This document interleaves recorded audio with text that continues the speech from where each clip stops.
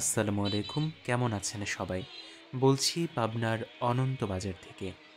বেশ কয়েকদিন চিন্তাভাবনার পর অবশেষে আমার ফুড ভ্লগিং চ্যানেলটা ওপেন করেই ফেললাম। যেহেতু ছুটিতে পাবনাতে অবস্থান করছি, তাই ভাবলাম যে পাবনারই কোনো একটা ঐতিহ্যবাহী খাবার নিয়ে কিছু গল্প করা যাক। তো কাল বিকেলে ঘুরতে ঘুরতে চলে গিয়েছিলাম অনন্ত বাজারে। অনন্ত বাজার পাবনার অন্যতম বৃহৎ একটি বাজার। আর সেই বাজারেরই একটি জনপ্রিয় টি শপ হচ্ছে রানা অ্যান্ড 90 স্টোর।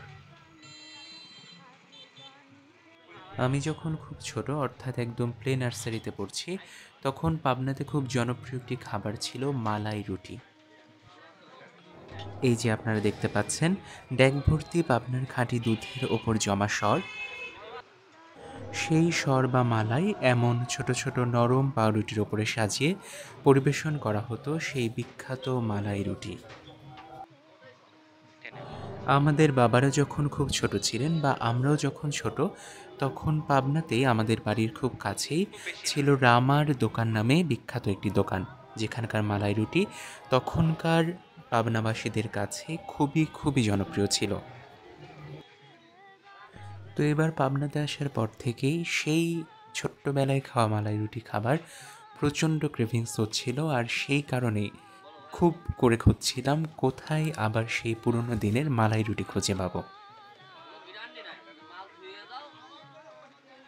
বাড়ির কাছের বিভিন্ন অলিতে গলিতে অনেক খোঁজাখুঁজির পর অবশেষে ব্যর্থ হয়ে ফেসবুকের শরণাপন্ন যখন হলাম, তখন ফেসবুকের একটি ভিডিও থেকে সন্ধান পেলাম অনন্ত বাজারের এই রানা ভাইয়ের দোকানের। ৭০ টাকা প্রতি প্লেট, রয়েছে পার্সেলে করে বাসায় নিয়ে আসার ব্যবস্থাও।